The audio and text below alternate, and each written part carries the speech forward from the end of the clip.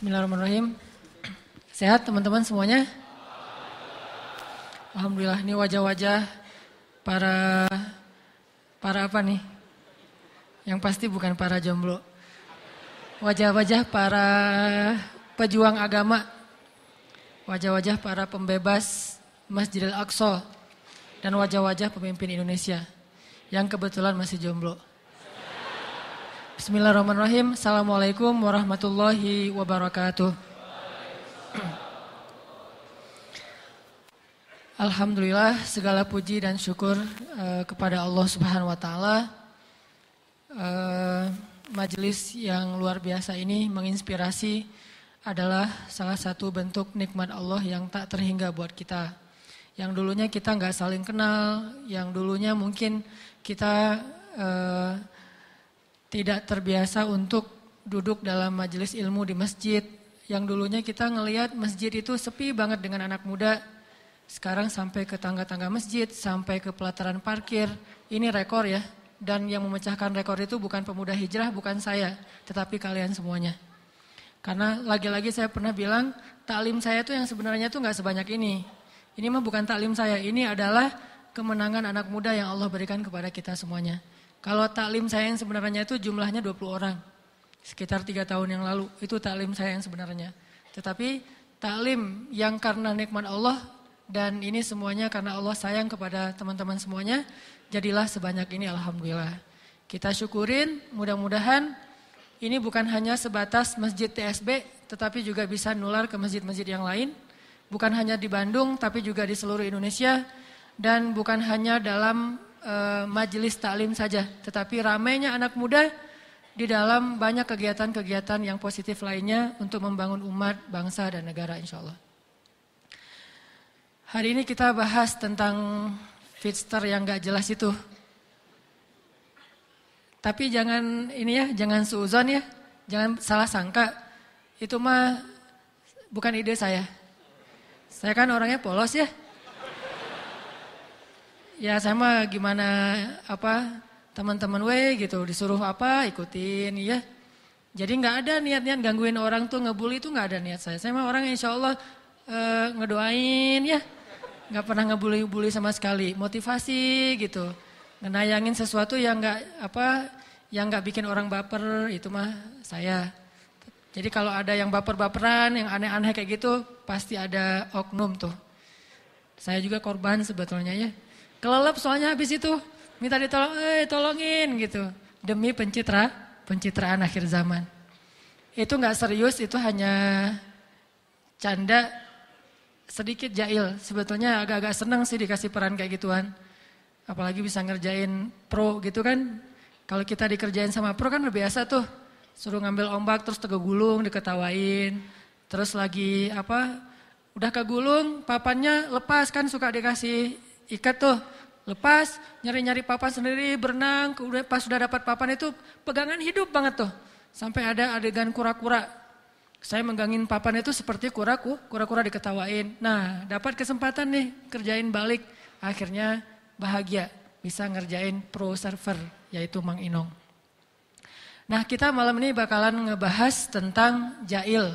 Kalau di situ tulisannya jailiyah, tapi saya bacanya jailiyah. Jailiyah. Gimana sih tentang masalah canda dalam Islam? Apa bedanya bercanda dengan jail? Karena itu dua hal yang berbeda. Mana yang disebut bercanda dan insya Allah itu nyunnah, mana yang disebut jail, insya Allah itu dhalalah. Jadi ada nyunnah, ada bid'ah. Jadi kalau jail itu bid'ah, kalau bercanda itu, bergurau itu nyundah. Makanya kita coba membedakan seperti apa sih Nabi bercanda, seperti apa sih sahabat bercanda, dan bolehkah kita bercanda dan apakah berdosa atau berpahala. Nanti kita bahas dalam kajian tentang jail, apa bahasa selanjutnya? Oh, no hard feeling. Oke, sebelum kita bahas itu kita tilawah dulu. Kita akan tilawah surat Al-Anbiya, surat 21 dari ayat pertama. Surat Al-Anbiya, surat 21 dari awal, dari ayat pertama.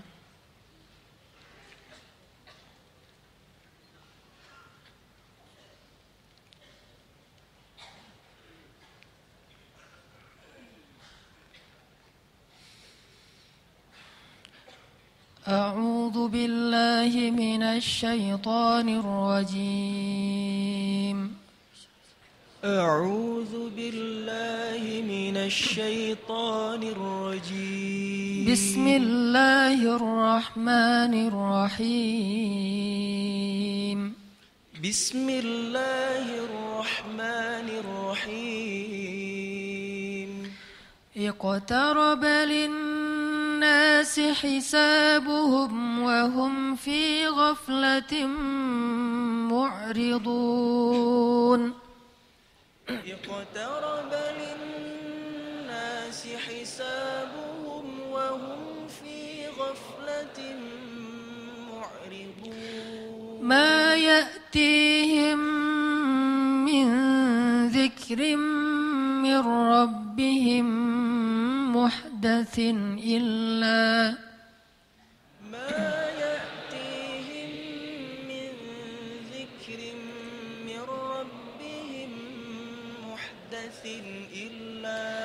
إلا استمعوه وهم يلعبون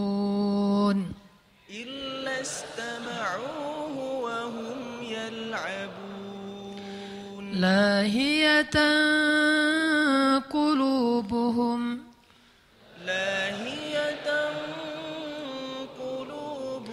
وأسروا النجوى الذين ظلموا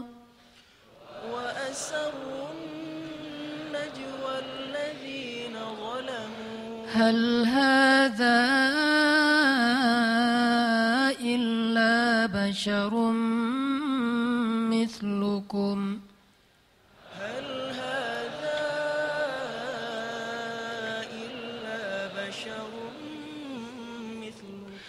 أفتأتون السحر وأنتم تبصرون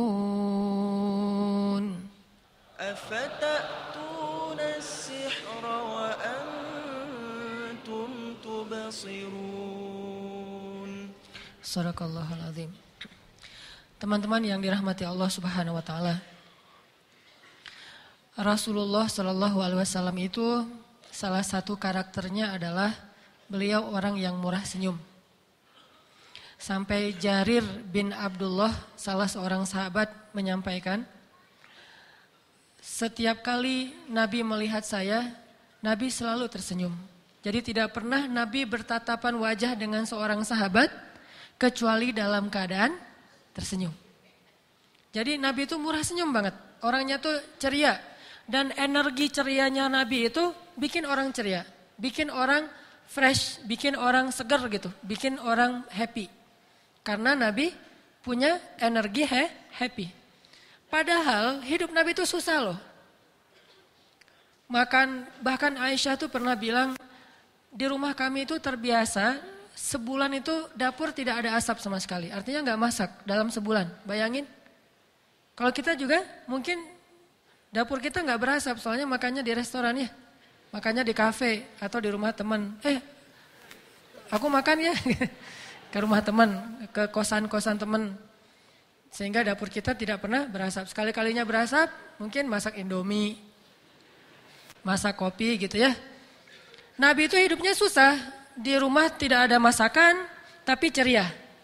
Coba lihat Nabi itu orangnya no hard feeling, orangnya enjoy banget. Yang pernah saya cerita Nabi lagi buka-buka panci di dapur gitu kan. Gak ada makanan apa-apa pagi, waduh sambal gak ada. Wah jengkol juga gak ada, gak ada apa-apa tuh di rumah. Yang kesukaan Nabi, tapi Nabi gak suka jengkol by the way. Kita mungkin yang suka jengkol. Jengkol, sambal, lalapan-lalapan kayak gitu. Gak ada apapun di rumah, nasi aja gak dimasak sama istrinya. Sehingga ketika Nabi lagi buka-buka panci, Aisyah lewat, Nabi dengan gampang, dengan santai ngomongnya, Aisyah aku hari ini puasa loh, gitu. Bukan, Aisyah hari ini puasa ya. Enggak gitu. Jadi kita mungkin bisa meniru Nabi dalam bahasa, hari ini puasa aja deh, gak ada makan. Tapi wajahnya sedih. Wajahnya gak rela gitu, mau puasa tuh gak rela. Kenapa, kok kamu puasa hari ini? Ya istri gak masak apa-apa, ya gimana lagi. Nah ini wajahnya gak rela. Ada juga yang puasa, kenapa kamu puasa hari ini? Gak masak apa-apa di rumah, soalnya gak ada istri. Lebih gak rela lagi kan ya? Jadi puasa terpaksa karena istri nggak masak atau karena nggak ada yang masakin itu sama tuh. Cuman kalau yang istri nggak masak lebih sakit dikit lah. Udah ada istri kok nggak masak. Kalau ini ya wajar lah nggak ada istri jadi nggak ada yang masakin.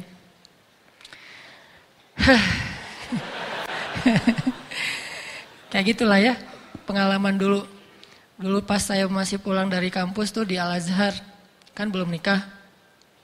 Kalau pulang tuh mikir, aduh harus pulang habis ini harus masak lagi. Jadi pulangnya udah capek mikirin masak. Kalau sekarang mikir kok nggak pulang-pulang pengen cepet pulang. Ya beda. Kalau dulu mikir harus masak, harus segala macam. Kalau udah pas liburan nyuci baju kan seminggu sekali tuh, bukan sebulan, seminggu sekali lah nyuci baju gitu. Itu beban banget. Sekarang alhamdulillah beban. Karena dicuciin terus kan jadi beban gak enak tuh. Pengennya kita yang nyuciin, cuman gak ada waktu.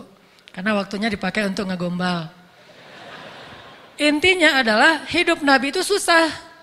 Tapi Nabi enjoy banget. Jadi aura Rasulullah itu happy, aura qanaah, aura syukur nikmat kepada Allah itu kelihatan dari wajahnya yang berseri-seri. Ketemu sahabat, senyum gitu. Kalau kita senyum juga kenapa? Ada maunya, boleh gak aku makan di rumah kamu? Gitu kan? Kalau Nabi Mas senyum karena pengen menyebarkan kebaikan. Jadi kata Jarir bin Abdillah, tidaklah saya bertatapan wajah dengan Rasulullah kecuali Rasulullah pasti tersenyum ke arah saya. Jadi Nabi itu orangnya murah senyum. Kalau ada yang semakin belajar sunnah semakin susah senyum, pasti dia gak ngerti sunnah nih. Belajar hadis sahih. Setelah 10 hadis sahih, gak bisa senyum ngeliat orang. Nah ini bahaya nih. Berarti dia nggak belajar akhlak Nabi.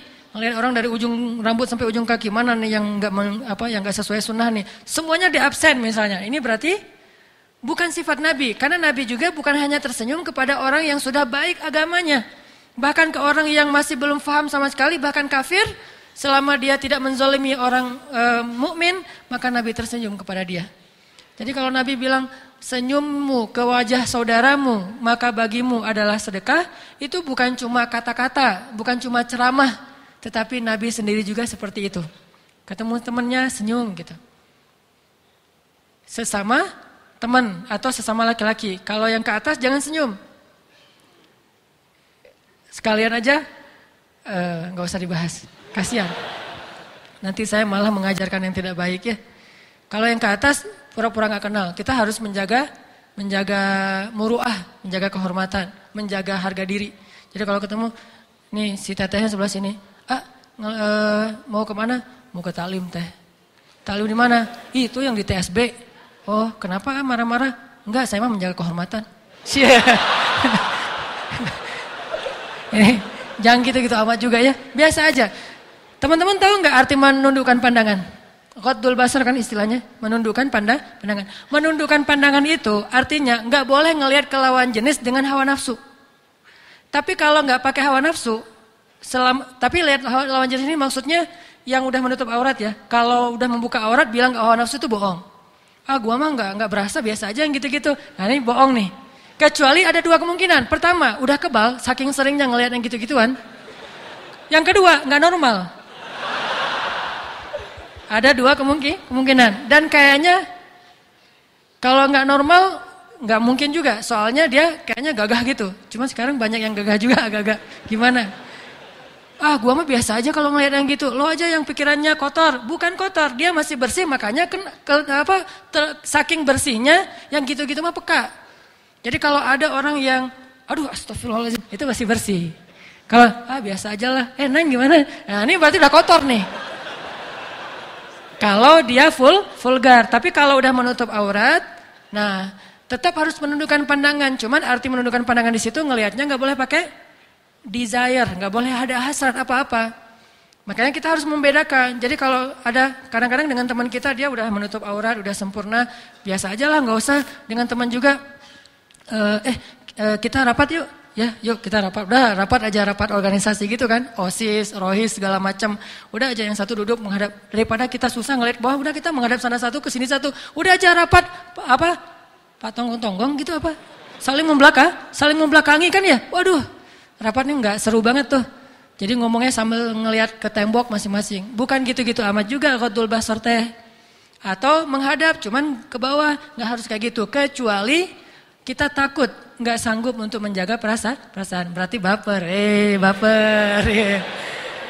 Ngomong lihat ke bawah, baper ya, gitu kan. Kalau nggak baper mah biasa aja. Teh gimana? Biasa kan? Tapi jangan pura-pura biasa. Nanti pas sudah dia pergi, nangis. Kenapa nggak saya nembak ya, gitu ya? Nyesel gitu.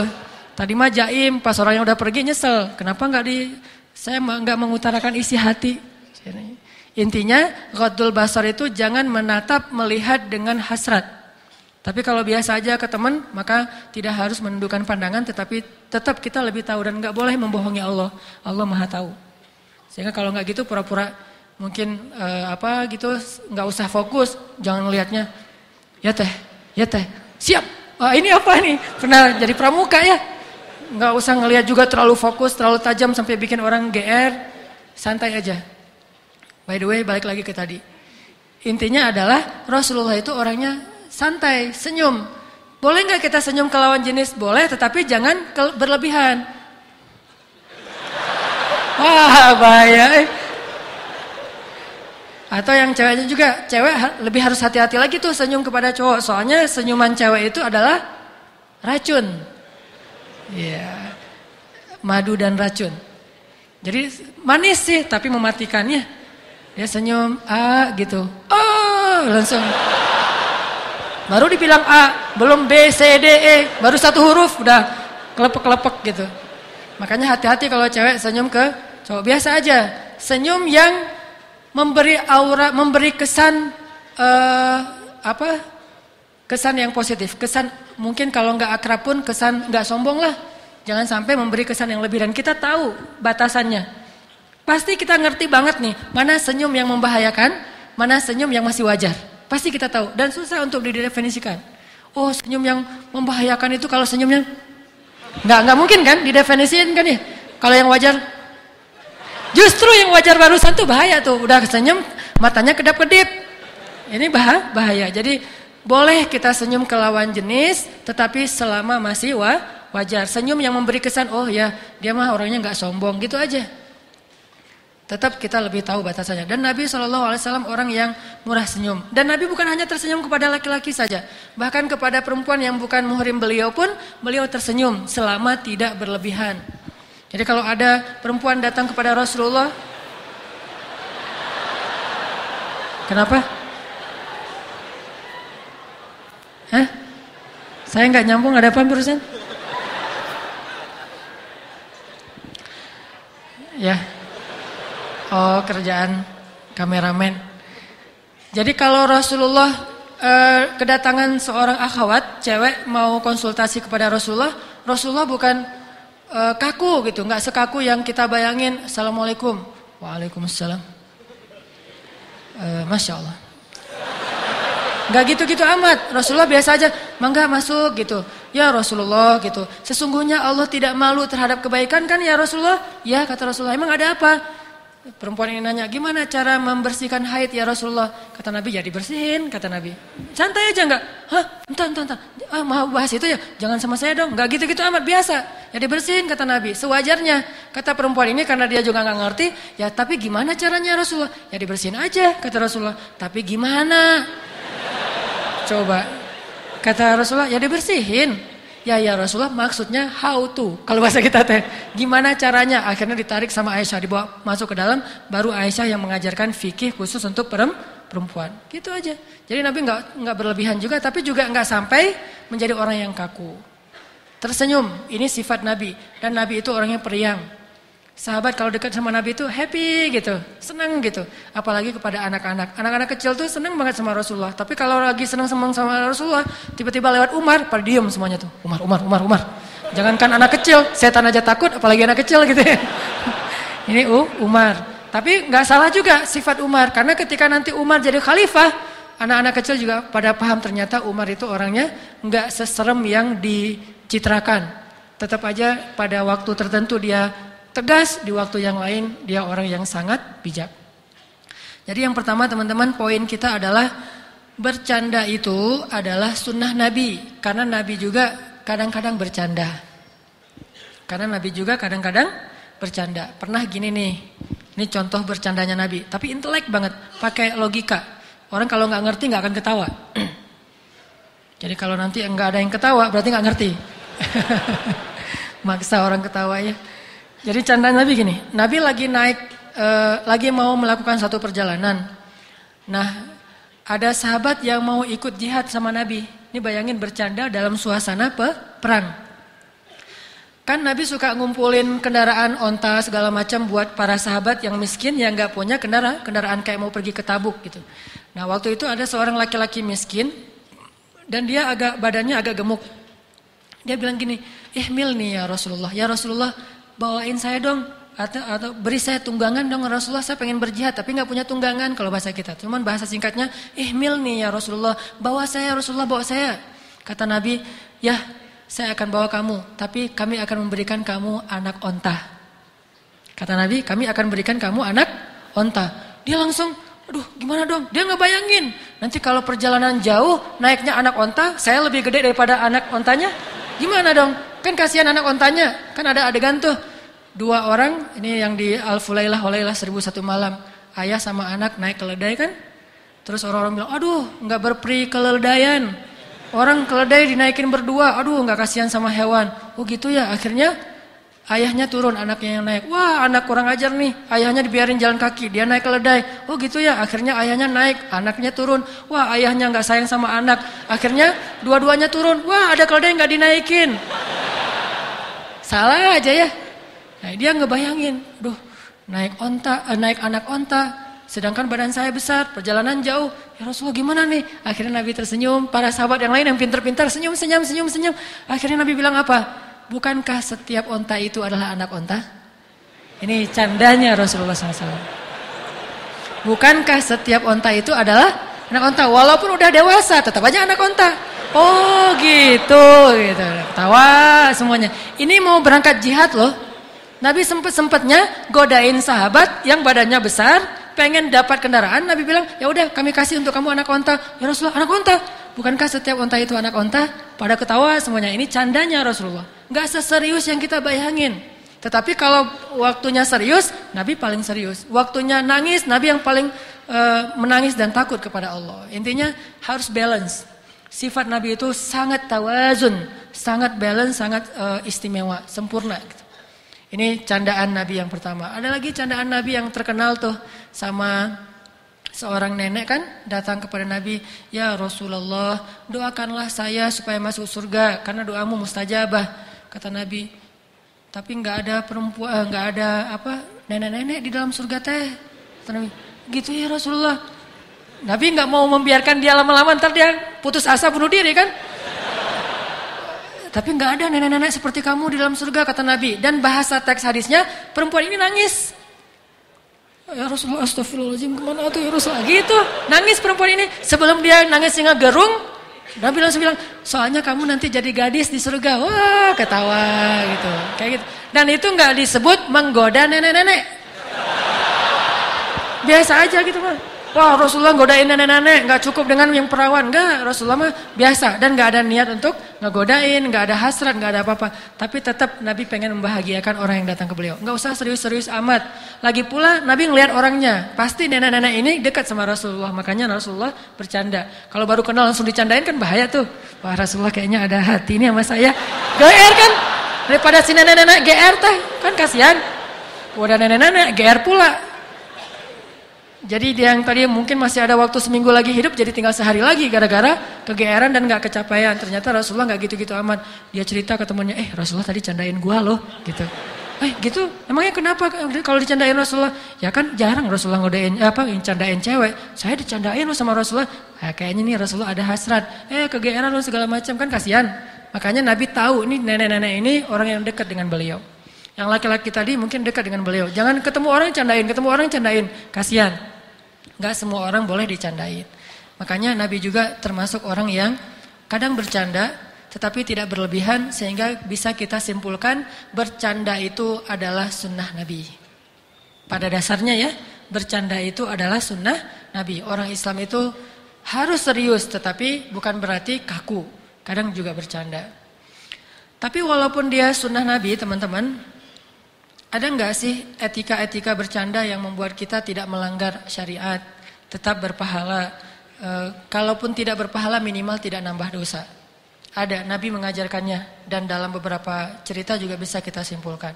Pertama, bercanda juga harus pakai niat, ternyata ya, niatnya harus benar dulu.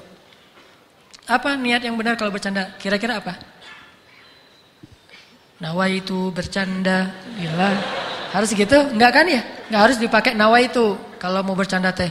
Tar dulu, belum niat. Niat dulu, baru canda gitu. Kita mau ngobrol sama teman lagi nongkrong gitu, mau hereuy, mau ngacapruk enggak jelas gitu. Entar dulu ya. Nawaitu ngacapruk gitu. Kan enggak ada niatnya kayak gitu ya. Dia nih maksud niat di sini adalah kita bercanda itu untuk membahagiakan hati orang lain. Karena Nabi bilang amal yang paling disukai Allah itu adalah sururun tudkhiluhu fi qulubil mu'min, membahagiakan hati seorang mukmin. Kadang-kadang saya ngelihat banyak teman-teman, ini mah kadang-kadang buat teman-teman sendiri aja, lagi capek, lagi lelah bekerja, lagi stres mungkin, lagi banyak masalah, lagi diputusin, lagi nggak dapat, belum diputusin juga, ada yang banyak masalah, akhirnya saya kasih dia hadiah. Hadiahnya bisa dengan posting sesuatu yang lucu tetapi tidak menghina siapapun. Pas dia buka mungkin alhamdulillah jadi dapat seneng gitu, yang tadi mau sedih jadi ketawa. Itu sedekah. Nyenengin hati teman kita, sedekah. Kita kirim video-video secara japri. Video yang lucu-lucu gitu. Kayak kemarin saya ngeposting misalnya anak yang lagi cukur tiba-tiba ngantuk, dan sebetulnya itu bukan video orang lain. Saya juga dulu suka kayak gitu. Kan ayah saya mah tukang syukur. Setiap dicukur pasti saya tidur, dan pas udah bangun tiba-tiba udah gundul. Nah itu kebiasaan saya dulu, dan ternyata ada video yang lucu banget. Akhirnya saya share sehingga banyak yang komen, alhamdulillah terhibur Ustaz, tadi udah ngantuk, tadi udah males, tadi udah hampir stres segala macam. Itu namanya membahagiakan hati seorang mukmin. Tetapi dengan syarat jangan bercanda kecuali sesuatu yang masih positif. Jangan sampai menjatuhkan kehormatan orang lain. Makanya kalau kita bilang ada pertama dalam bercanda itu niatnya dilurusin dulu. Pengen ngebahagiaan hati teman. Bercanda dengan istri, ngelihat capek hari ini istri, candain. Tapi mencandai istri lebih gampang daripada mencandai teman. Kalau bercandain teman ada batasan-batasan, takutnya dia tersinggung. Kalau istri hampir tidak ada batasan. Hampir tidak ada batasan. Ya. Nggak tahu ya nanti.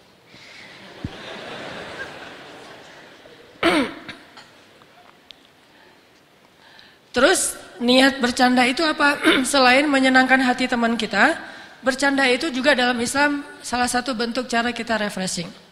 Cara kita mencari hiburan. Dalam Islam itu kita boleh banget mencari hiburan. Bersenang-senang boleh selama tidak berlebihan. Makanya harus kita tempatkan bahwa bercanda murni mencari hiburan. Bukan hidup untuk hiburan. Tetapi sekedar untuk menyegarkan suasana hidup kita, waktu kita, tenaga kita, pikiran kita yang tadi mungkin udah agak penat, agak boring. Maka kita cari candaan sedikit, baca kisah lucu, baca SMS lucu, atau nonton sesuatu yang lucu di sosial media, atau ketemu teman yang mungkin dia orangnya renyah. Sekedar gitu aja, jangan berlebihan. Dan saya kira mudah sekali untuk mendapatkan candaan yang seperti ini. Bahagia itu gampang. Gak harus cari komik tebal gitu, atau cari novel yang tebal yang benar-benar bisa bikin kita ketawa ngakak-ngakak gitu. Nggak perlu, cukup ketemu teman udah bahagia. Kalau kita bercandanya masih wajar. Sampai kan ada orang yang demi bercanda itu ngumpulin semua yang lucu-lucu. Udah gitu kalau lagi stres dia tonton 5 jam lucu-lucuan aja sampai sakit perut. Ketahuilah kata para sahabat, aku belum pernah melihat Nabi tertawa terbahak-bahak. Belum pernah melihat Nabi tertawa terbahak-bahak sampai kelihatan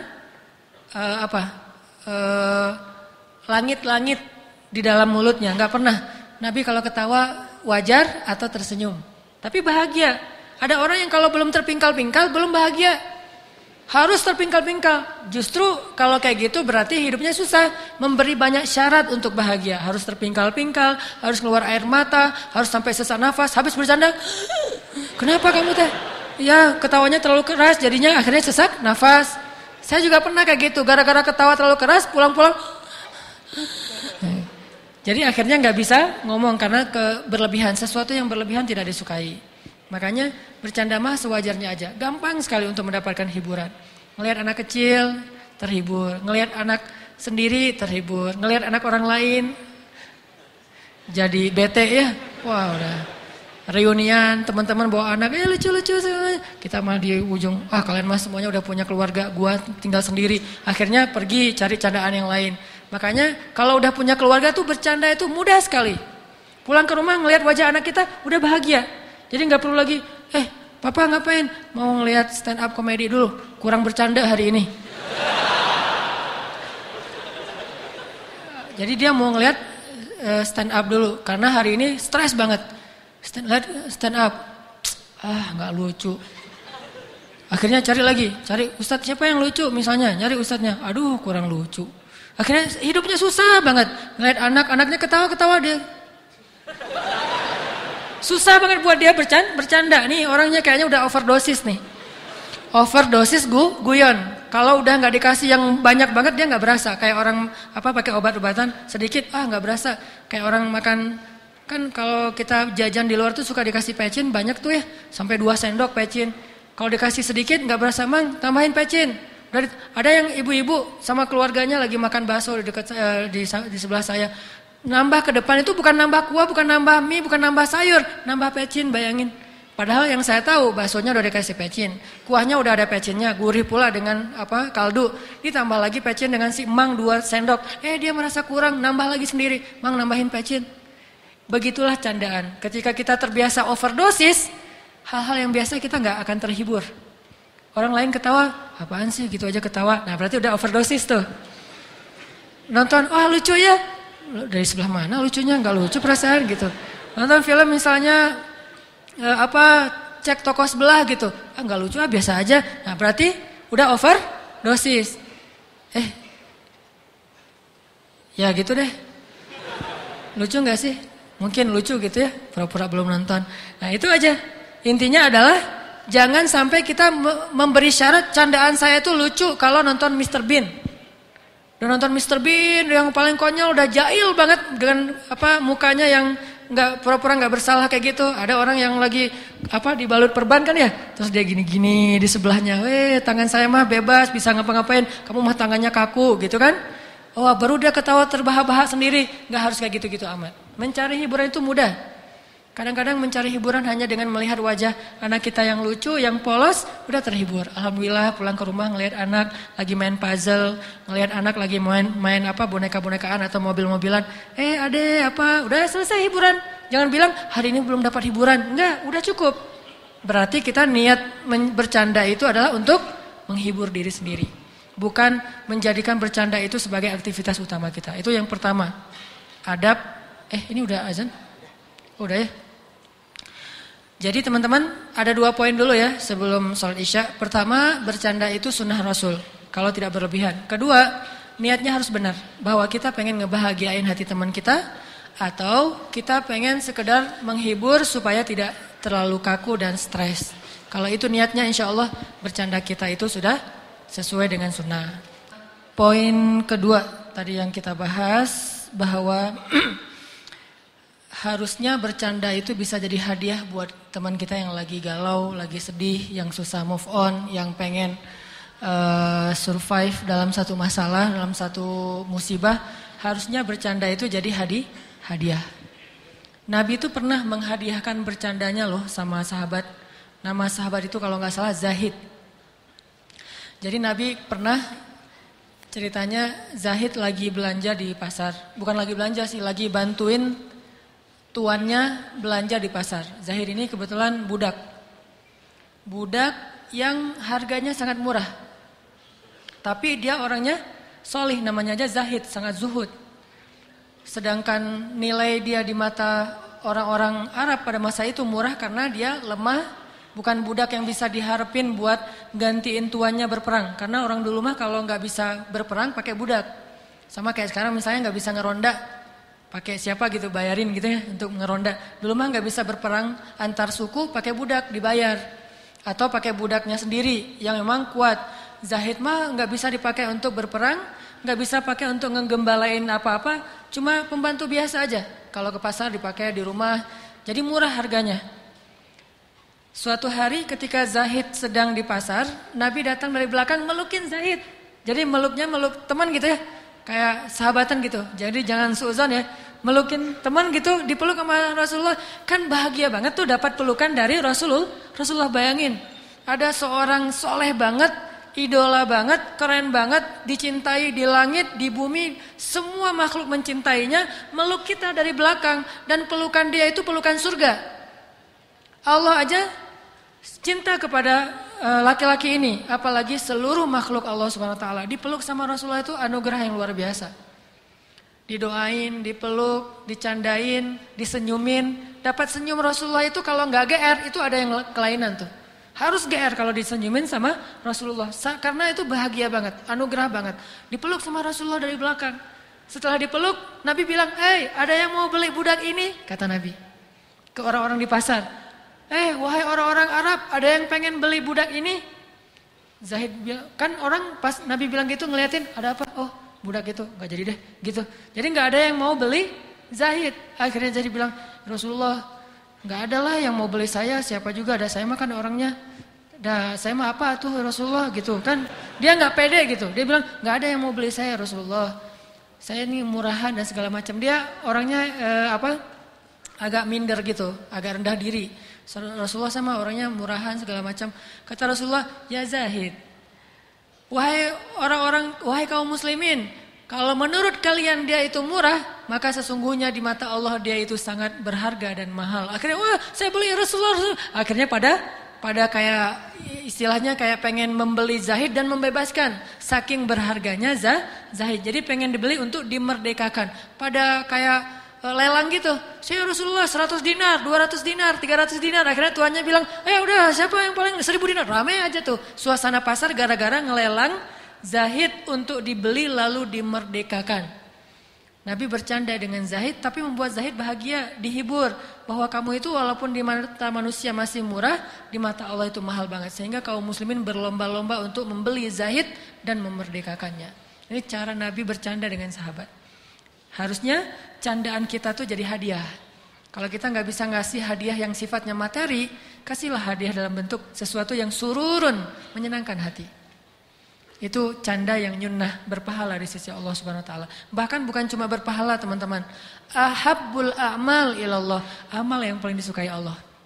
Salah satu amal sunnah yang paling disukai Allah itu bercanda yang menyenangkan hati orang lain. Itu poin kedua ya. Canda diniatkan untuk hadiah untuk saudara kita atau teman kita. Apalagi yang sedang dapat musibah, tapi jangan berlebihan. Ada orang musibahnya misalnya kematian gitu. Kita candain gitu. Mati ya? Semua kita juga bakal mati kok gitu apa? Gak usah gitu-gitu amat. Apalagi kalau datang kepada kematian nanya, matinya kenapa? Tragis ya? Gitu. Ngomongnya serius, kayak empati gitu, tapi bahasanya tuh jelek.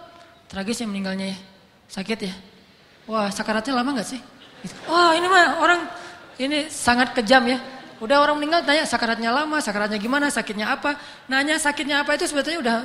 Dia kan setiap yang ngelayat pasti ngejelasin meninggalnya kayak gimana, sakitnya apa ya. Capek loh. Jadi dia tuh jadi sedih bukan gara-gara kematian, gara-gara yang layat. Kebanyakan yang layat nanya lagi sakitnya apa, nanya lagi sakitnya apa, berapa lama di rumah sakit, biayanya berapa, teringat lagi kan biayanya mahal.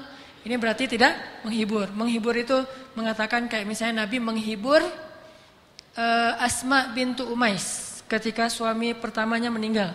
Asma bintu Umais ini kan perempuan yang nikahin 3 ahli surga ya.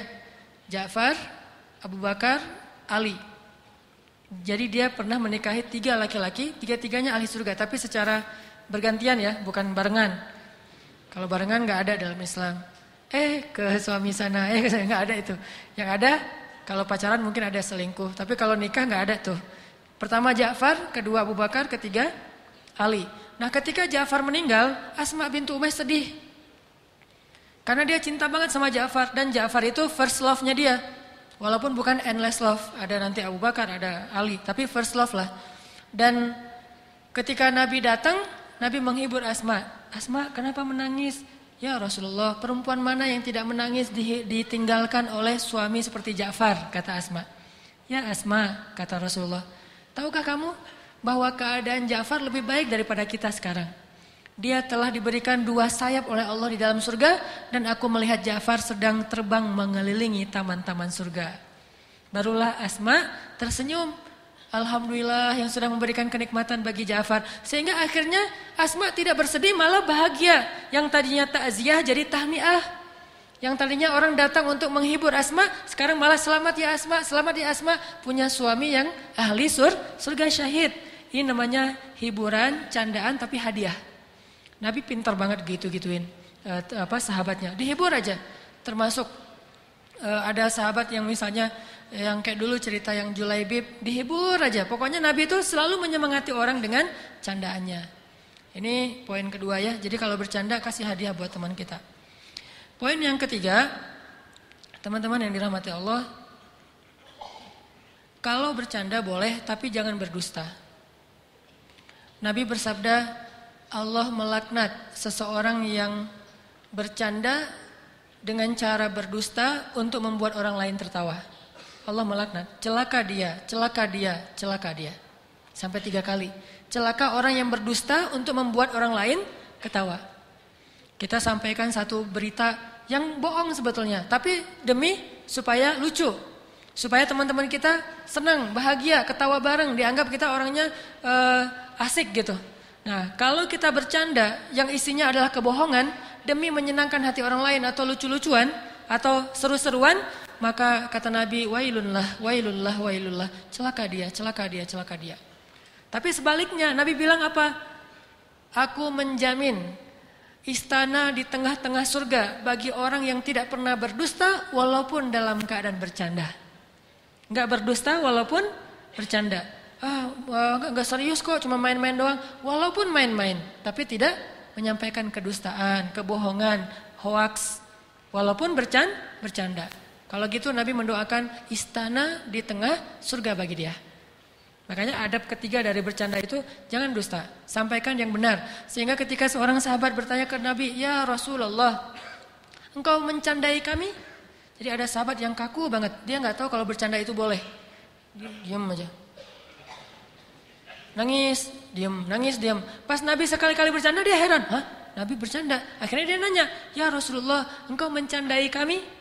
Maksudnya, kok bisa bercanda? Rasulullah bercanda juga ya? Gitu. Jadi heran dia kalau Rasulullah bercanda. Kata Nabi, "Na'am." Ya, tetapi saya tidak bercanda kecuali kebenaran. Nabi tidak berbicara kecuali kebenaran. Bercanda juga yang baik-baik, yang benar, gak bohong. Jadi jangan lebay juga. Yang keempat, boleh bercanda tapi jangan jahil. Gimana jahil? Jahil itu gini, ada kisah seorang sahabat nih ceritanya. Dalam satu perjalanan ada sahabat yang bawa harta berharga. Jadi dia kayak bawa barang-barang berharga gitu. Terus pas dia tidur ya, barang berharganya diikat pakai tali, terus diikat ke tangan dia. Supaya kalau ada yang ngambil, ketahuan ketarikan tangannya. Jadi gitu cara dia ngejaga barang dia ketika lagi tidur. Nah pas dia lagi tidur ada sahabat yang jahil.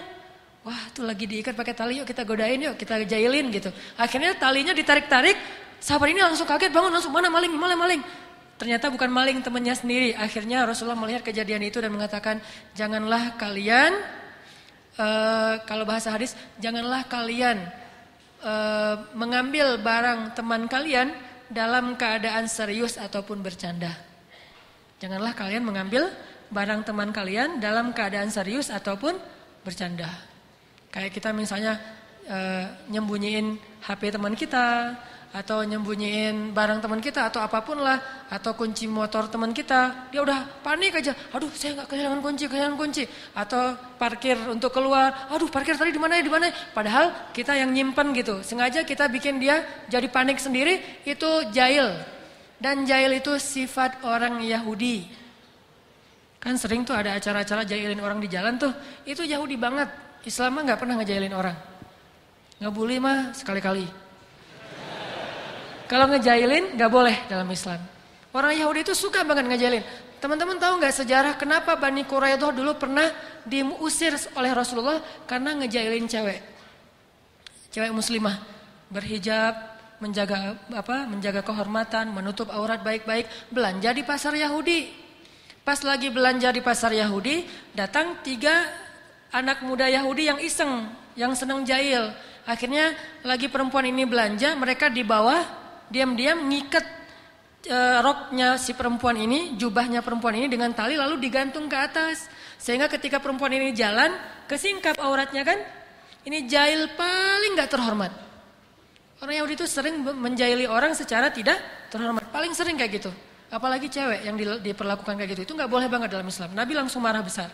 Nah, diikat roknya, lalu ditaruh di ikatannya ke atap gitu, ke atas. Pas perempuan ini jalan, tersingkap auratnya, mereka ketawain.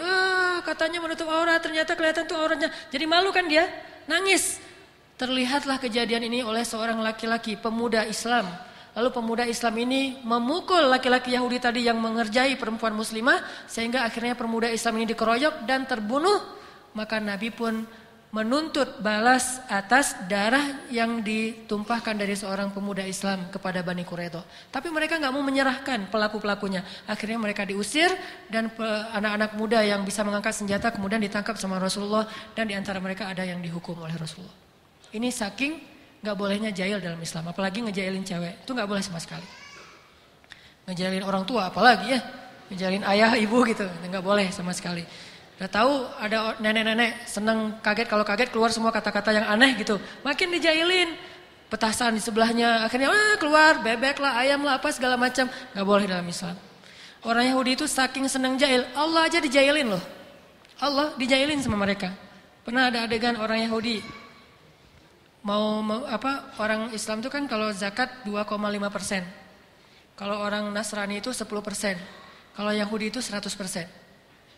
Zakatnya orang Yahudi itu 100%. Cuman caranya jahil. Ketika dia udah panen gandum, panen jagung, panen apa gitu, dia ambil semua hasil panennya, kemudian dia lemparkan ke langit. Dia bilang, "Ya Allah, ini semua harta saya zakatkan kepadamu. Ambillah sesukamu, yang jatuh ke bumi itulah hak saya." Kata orang Yahudi. Dilempar semuanya ke langit. Nih ambil nih handphone. Ya Allah, ini handphone saya zakatin ya. Lemparin ke langit. Nanti kalau ada yang jatuh berarti Allah gak terima, hak saya aja. Udah dilemparin ke langit. Dan seberapa yang jatuh itulah yang diambil. Dan tidak ada yang nyangkut di udara kan. Pasti jatuh lagi ke bumi. Oh berarti Allah gak mau nih ambil untuk saya aja. Itu mereka suka jailin Allah SWT. Sampai kadang-kadang bercandanya itu gak keren. Mencandai Allah dengan makna memperolok-olok. Mereka bilang, "Innallaha faqirun wa nahnu aghniya." Kata orang Yahudi, kalian tahu enggak? Allah itu fakir loh, kita yang kaya. Sambil bercanda, yang lain ketawa gitu. Bercanda tapi nyeleneh. Mengatakan Allah fakir, miskin, kita nih kaya. Apa alasannya? Soalnya Allah meminta pinjaman dari kita, kan ayat Al-Qur'annya gitu. Siapa yang meminjamkan hartanya kepada Allah, nanti Allah balikan berlipat ganda. Akhirnya ditertawakan ayat ini sama orang Yahudi. Kata orang Yahudi, Allah itu miskin banget ya, ngambil minjem harta dari kita supaya bisa mencukupi kebutuhannya. Berarti kita kaya, Allah fakir. Abu Bakar mendengar orang Yahudi menistakan Allah, dipukul sama Abu Bakar. Abu Bakar yang lemah aja bisa membuat Yahudi itu babak belur loh. Dipukulin sama Abu Bakar sampai babak belur. Udah bonyok gitu, datang ke Rasulullah, "Ya Muhammad, saya dipukul Abu Bakar," kata dia. Rasulullah memanggil Abu Bakar, "Ya Abu Bakar, kenapa kamu pukul dia?" "Ya Rasulullah, kalau nggak ada yang nahan udah saya bunuh tuh orang." "Kenapa?" "Dia menistakan Allah Subhanahu Wa Taala, mengatakan Allah fakir dan kami kaya." Kata Rasulullah, "Benarkah kamu katakan itu?" Enggak, dia udah mukul saya, bohong lagi tuh," kata Yahudi. Akhirnya turun ayat, sesungguhnya Allah mendengar apa yang dikatakan mereka. Mereka mengatakan Allah fakir dan kami kaya. Allah membela Abu Bakar As-Siddiq. Nggak boleh kita bercanda yang berlebihan kayak gitu. Kalau mau bercanda jangan bohong, apalagi terhadap Allah Subhanahu Wa Taala. Mau nggak bercanda dengan Allah? Bisa sebetulnya. Allah itu seru orangnya, zatnya. Allah itu zatnya ini bukan bercanda ya, salah ucap, astagfirullahaladzim. Allah itu zatnya seru, asik. Nggak kaku-kaku amat juga. Allah kadang bercanda dengan hambanya. Dan Allah juga suka hambanya bercanda dengan Allah. Jangan pikir kita nggak bisa bercanda loh dengan Allah. Gimana bercanda dengan Allah? Salah satunya bercanda dengan Allah itu mengatakan, "Ya Allah, dosa saya mah banyak pisan. Tapi saya mau minta ampun, malu. Cuman kalau saya nggak minta ampun kepada engkau, siapa lagi yang bisa mengampuni dosa saya ya Allah? Ampuni dong Allah. Ngomong kayak gitu tuh. Tapi bahasa Arabnya nggak ada kalimat dong. Faghfirli warhamni. Famay yaghfiruz dzunuba illa anta. Ampuni saya ya Allah, rahmati saya ya Allah. Memangnya siapa yang bisa merahmati dan mengampuni selain engkau ya Allah? Itu bercanda dengan Allah. Dan apa adegannya? Allah ketawa melihat hamba yang kayak gini. Dosanya banyak, mau minta ampun malu, tapi nggak ada pilihan. Ya udah akhirnya minta ampun juga. Allah ketawa kepada hamba itu. Sehingga Nabi pernah membaca kalimat ini di atas kendaraannya, lalu Nabi tertawa. Ali nanya, "Ya Rasulullah, ma yudhikuka? Kenapa engkau tertawa ya Rasul?" Kata Nabi, "Aku tertawa karena Allah tertawa." Akhirnya Ali pun meniru kalimat yang sama yang diucapkan Nabi. Sehingga setelah Ali membaca kalimat ini, Ali ketawa sendiri. Ada laki-laki yang melihat itu nanya ke Ali, "Ya Abul Hasan, ya Ali, kenapa kamu ketawa?" Karena kata Ali, "Aku tertawa karena melihat Rasulullah tertawa, dan Rasulullah tertawa karena Allah tertawa." Canda. Mungkin bagi kita enggak apa lucunya ya? Canda itu tidak harus terlalu lucu, yang penting terhibur. Canda tidak identik dengan ketawa. Tidak identik dengan lucu. Canda itu identik dengan bahagia. Ada orang bercanda tapi enggak bahagia. Terpaksa ketawanya, dibayar soalnya kan ya.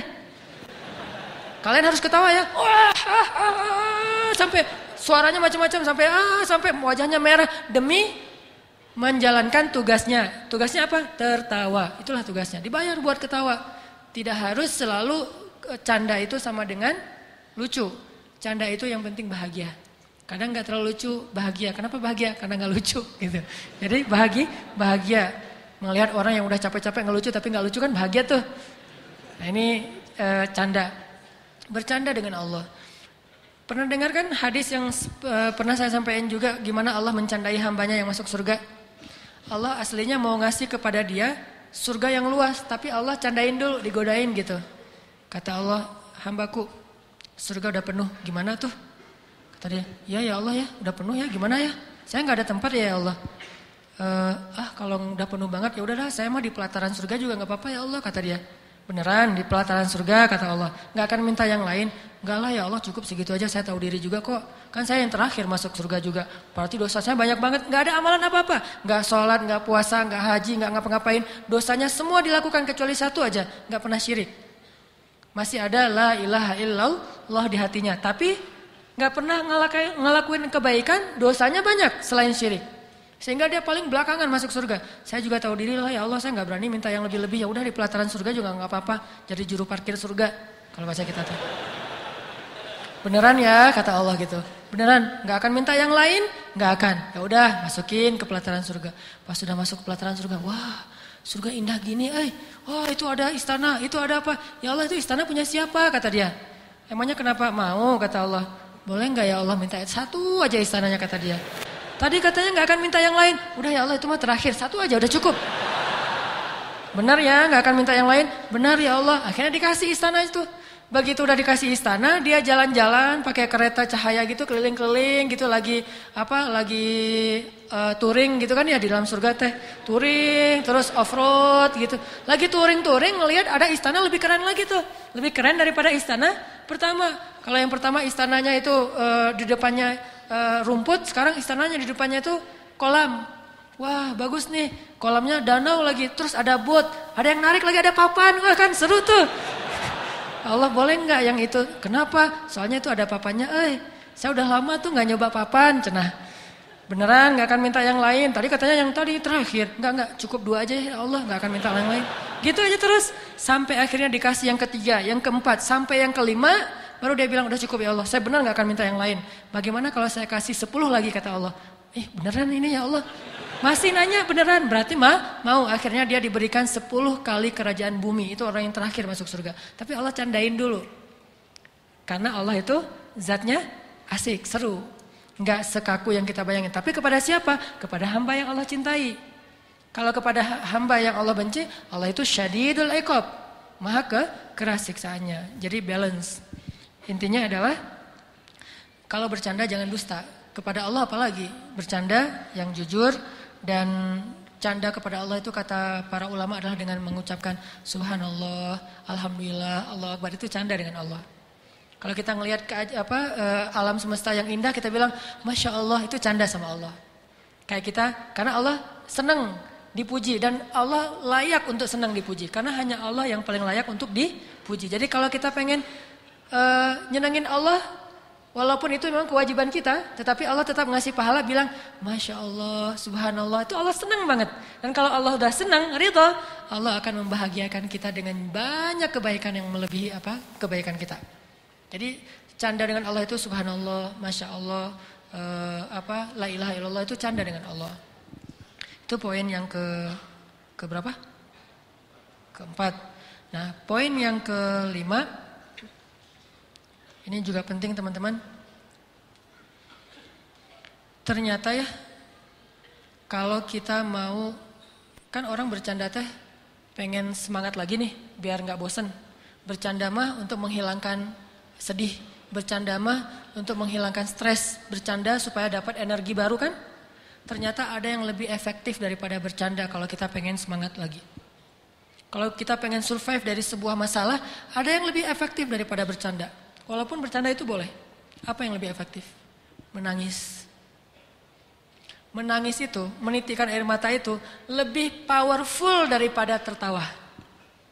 Cuman kita sering memilih tertawa daripada menangis. Sama kayak orang lebih senang minum kopi, walaupun minum kopi itu boleh, daripada minum air putih. Padahal lebih menyehatkan minum air putih, cuma kan gak ada sensasinya. Tapi kalau kita bisa mengubah mindset kita, kalau orang teman-teman nanya, ngopi yuk gitu kan gitu ya, minum air putih yuk kan gitu ya. Bisa gak sih kita ngomong kayak gitu? Nah ini mengubah mindset nih, kalian lagi ngapain? Lagi minum air putih.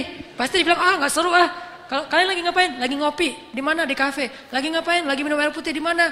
Di beer house. Di beer house minum air putih. Kan?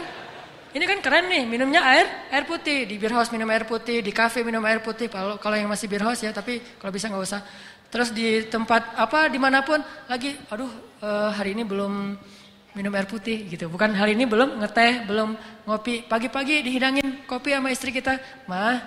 Papa mah sekarang udah nggak minum kopi. Papa mah malamnya menangis, siangnya minum air putih kan gitu ya. Wah itu keren tuh, malamnya nangis, siangnya minum air putih. Berarti papa udah nggak bercanda dong, nggak menangis gitu. Jadi air mah nangis sambil tersenyum. Mana nangisnya ya? Coba kita ubah mindset dari boleh minum air putih, tetapi boleh minum kopi, tapi yakinlah air putih lebih baik daripada kopi. Makanya Nabi mengatakan air itu tahurun, air itu bersih dan membersihkan. Air itu bersih dan membersihkan. Dan memang secara medis, secara kedokteran, secara biologi juga air putih paling baik untuk tubuh kita. Sangat menggantikan energi tubuh kita. Tapi kalau kopi sensasi tuh, walaupun tetap baik kalau nggak banyak gulanya. Yang masalahnya kalau kebanyakan gula. Jadi gula yang dikopiin, bukan kopi yang digulain, saking manisnya. Nah, bercanda dengan menangis juga ibaratnya sama. Boleh bercanda, tapi porsinya cuma seperti minum kopi. Jangan minum kopi aja, habis makan ngopi, sebelum makan ngopi, mau jalan ngopi aja sehari sampai 2 liter. Ada gak sih orang yang ngopi 2 liter dan sehat gak sih? Ngopi kalau segelas, secangkir masih sehat nih. Apalagi kalau kopinya kopi bener, bukan kopi yang gitu, kopi yang asli gitu ya. Kopi yang benar, asli, disimpan selama 100 tahun misalnya. Itu kan sehat tuh. Udah gitu baristanya keren lagi, secangkir 2 cangkir dalam sehari masih wajar. Bayangin kalau ngopi sehari 2 liter. Kan gak sehat kan? Sedangkan minum air putih minimal berapa liter sih? 8 gelas. Gelas yang mana dulu nih? Bebas aja ya. Nah kalau air putih sehari 2 liter kan sehat. Melancarkan ginjal kita juga jadi sehat, melancarkan pencernaan segala macam lah, auranya juga jadi segar gitu. Sedangkan kopi kebanyakan justru jadi eksotis kayak kopi kan ya. Kenapa kok Ustadz warnanya eksotis banget? Saya senang ngopi gitu misalnya. Kalau yang kurang eksotis berarti senang coklat. Kalau yang sangat tidak eksotis berarti senang susu. Apaan gitu ya. Intinya kebanyakan kopi itu tidak sehat, sama seperti kebanyakan bercanda. Bercanda sewajarnya, oke. Bercanda secangkir, bercanda 2 cangkir. Tapi bayangin kemana-mana bercanda. Sama kayak orang kemana-mana bawa botol aqua tapi isinya kopi. Ngopi lagi, nggak bagus juga buat jantung dia. Makanya sewajarnya perbanyaklah menangis. Karena menangis itu air mata kita menggugurkan dosa dan membersihkan hati yang kotor. Air mata itu seperti hujan. Kalau di Arab itu diibaratkan hujan itu membersihkan rumah daun-daun dari debu. Karena mereka mah padang pasir, daun banyak yang berdebu dibersihkan oleh air hujan. Maka begitulah air mata membersihkan hati seseorang. Coba nanti bayangin bedanya kesan habis ketawa sama habis nangis. Habis ketawa seru tapi capek. Ketawa, aduh capek juga ya ketawa ya. Capek kan? Tapi kalau menangis insya Allah gak akan capek. Kalau nangisnya karena dosa-dosa, nangisnya karena ingat Allah, nangisnya karena ingat akhirat, itu gak akan capek. Justru habis nangis semangat tuh. Beda banget kesannya habis nangis sama habis ketawa. Makanya ketawanya jangan kebanyakan. Nabi mengatakan, kalau kalian melihat apa yang aku lihat, kalian akan sedikit tertawa. Boleh ketawa tapi sedikit. Dan banyak menangis. Makanya kalau teman-teman belajar, saya juga lagi belajar nih. Lagi galau, nangis. Gak apa-apa, nangisnya tapi bukan karena masalah itu. Karena ya Allah, ingat dosa-dosa, ingat akhirat. Baca ayat-ayat tentang la uqsimu biyaumil qiyamah wa la uqsimu bin nafsil lawwamah. Kita baca ayat itu, kita renungin, nanti saya pada hari itu gimana ya nasib saya? Coba bayangin nasib kita ketika bangkit dari kubur, kita jadi apa tuh? Ketika bisa menangis, berarti mata kita termasuk mata yang diberkahi. Justru salah satu di antara bukti seseorang itu jauh dari Allah, dia matanya menjadi beku, tidak pernah bisa menangis. Dan setelah menangis, pasti kesannya berbeda ketimbang setelah ketawa. Makanya kalau disuruh milih, banyakan mana? Banyakan nangis deh. Tapi kenyataannya kita dalam sehari lebih banyak tertawa, hampir tidak pernah menangis. Tunggu nangis kalau udah banyak masalah banget baru nangis. Dan kita waktu itu akan ngelihat, ketika kita banyak menangis, kita doanya lebih khusyuk, sholatnya lebih khusyuk, ngajinya lebih banyak kan ya, energinya nambah kalau kita nangis, kayak dicas gitu. Sedangkan kalau ketawa jadi males, sampai Nabi mengatakan kebanyakan ketawa itu bisa mematikan rasa di hati kita, gak bisa lagi mendengar kebaikan. Orang kalau udah ketawa terus dinasihatin, pasti dia nolak, bantah tuh. Makanya jangan kebanyakan ketawa, boleh tapi jangan kebanyakan. Itulah teman-teman fikih ketawa, bagaimana kita menjadikan ketawa kita berpahala, menjadikan ketawa kita itu hadiah buat teman kita, menjadikan ketawa kita itu ikut sunnah, menjadikan ketawa kita itu benar-benar penyegaran tetapi tidak berlebihan, dan hindari ketawa-ketawa yang syubhat, dusta, ketawa yang jahil, ketawanya nyeleneh, hindari itu, dan jangan juga terlalu banyak sehingga kita tetap bisa menangis di malam hari. Jadi kalau kita udah ketawa, tiba-tiba disuruh nangis agak susah. Saya kurang bisa ya langsung membalikkan kondisi dari habis ketawa nangis, susah. Kecuali ketawa, nangis, kenapa ketawa kok nangis? Mati lampu. Lagi film, lagi bola gitu seru, tiba-tiba mati lampu kan nangis ya. Karena mau gol nggak jadi gara-gara bukan nggak jadi gol, nggak jadi ngelihat gara-gara mati lampu. Itu mungkin bisa, tapi bukan nangis karena Allah. Tangisi dosa-dosa, maka bergugurlah dosa itu. Tapi kalau kita mentertawakan dosa, maka bertambah dosa kita. Tangisi kesia-siaan hidup kita. Karena ketawa juga bisa membuat hidup kita banyak sia-sia. Jangan banyak ketawa, tapi boleh banyaklah menangis. Cari teman yang bisa buat kita menangis. Karena teman yang bisa buat kita ketawa itu udah banyak. Teman yang sehari-hari bisa bikin kita ketawa udah banyak. Yang sedikit itu teman yang bisa bikin kita menangis. Cari itu juga biar balance tadi tuh. Kalau nggak bisa nangis lebih banyak, minimal 50-50 deh. Yang penting harus ada nangis dalam sehari. Itu mudah-mudahan bermanfaat. Dan kita tutup dengan zikir.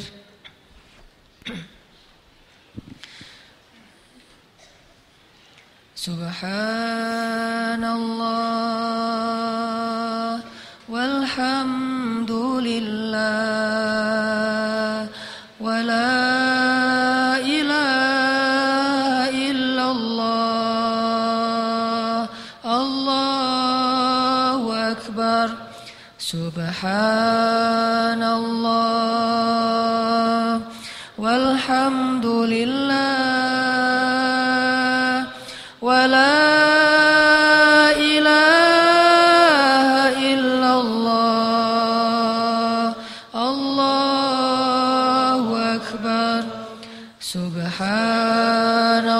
Subhanallah walhamdulillah wa la ilaha illallah Allahu akbar la ilaha illallah la ilaha illallah la ilaha illallah la ilaha illallah la ilaha illallah la ilaha illallah la ilaha illallah la ilaha illallah la ilaha illallah la ilaha illallah la ilaha illallah la ilaha illallah la ilaha illallah la ilaha illallah la ilaha illallah la ilaha illallah la ilaha illallah ilaha illallah la ilaha illallah la ilaha illallah la ilaha illallah la ilaha illallah la ilaha illallah la ilaha illallah la ilaha illallah astaghfirullah rabbal baraya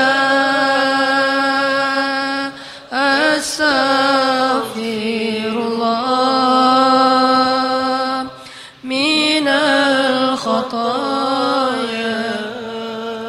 Teman-teman yang dirahmati Allah, coba kita ucapkan kalimat istighfar ini disertai dengan perasaan malu kepada Allah. Malu karena kita teringat akan dosa-dosa kita di masa lalu. Malu karena kita tahu aib-aib kita yang sangat besar. Malu karena kita sering ingkar janji kepada Allah, mengakunya bertaubat tetapi mengulangi lagi dosa yang sama. Cobalah kita beristighfar disertai dengan rasa malu kepada Allah Subhanahu wa taala. Tapi kita tidak punya pilihan selain tetap meminta ampun walaupun kita lagi-lagi mengulang dosa yang sama.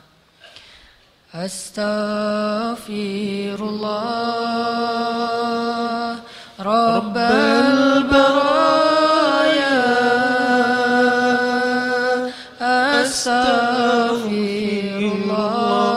astaghfirullah minal khataya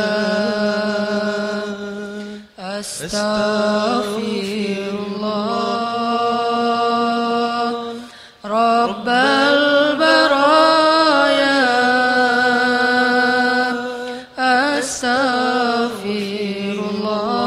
astaghfirullah minal khataya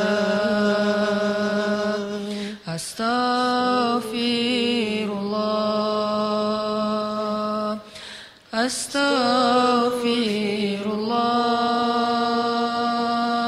astaghfirullah astaghfirullah la ilaha illa anta subhanaka inni kuntu minaz zalimin la ilaha illa anta subhanaka inni kuntu minaz zalimin. Ya Allah ya Arhamar Rahimin, ampunkanlah dosa kami ya Allah. Kami sadar bahwa dosa kami tidak terhitung jumlahnya ya Allah. Tapi kami percaya bahwa Engkau Maha Pengampun dosa-dosa, Meskipun dosa kami memenuhi langit dan bumi, ya Allah. Siapakah lagi yang bisa mengampuni dosa kami selain Engkau, ya Allah? Kami sering merasa sholat kami tidak khusyuk, pasti karena dosa-dosa, ya Allah. Kami sering merasa malas dalam bertilawah Al-Quran, pasti penyebabnya karena dosa-dosa, ya Allah. Kami merasa pekerjaan kami susah,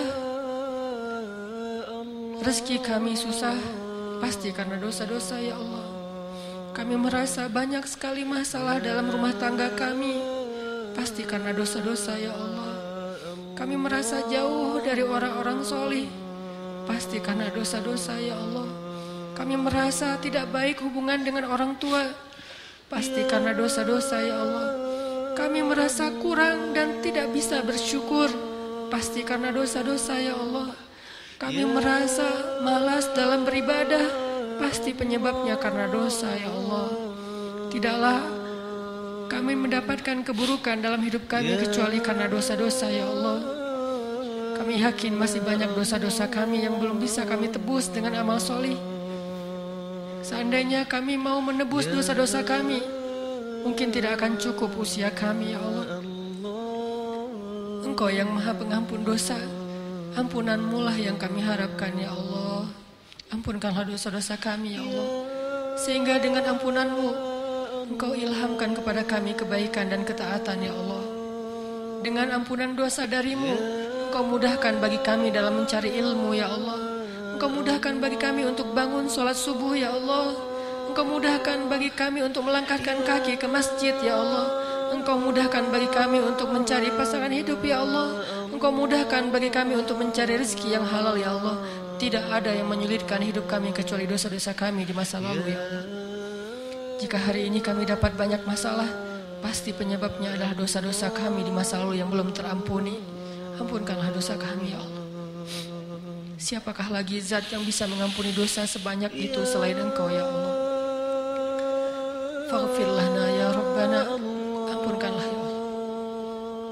Ya Arhamar Rahimin, dulu ketika kami masih belum berhijrah, mungkin kami sering meninggalkan sholat, ya Allah.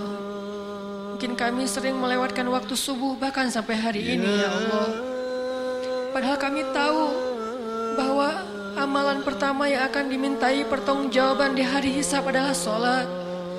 Bahwa azab kubur itu akan menimpa orang-orang yang tidak bangun ketika azan subuh, ya Allah. Bahwa orang-orang yang tertidur pulas dan melewatkan waktu subuh akan dihancurkan tengkorak kepalanya di dalam kubur, ya Allah.